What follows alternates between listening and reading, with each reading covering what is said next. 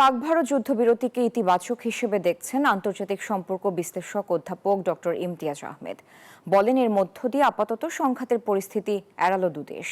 কাশ্মীর সমস্যা সমাধানে আলোচনা চালিয়ে যাওয়ার তাগিদ দেন তিনি। 14.6 বিলিয়ন রুপিস পার ডে খরচ হয়েছে ইতিমধ্যে। পাকিস্তানে হয়েছে 3.7 বিলিয়ন রুপিস পার ডে।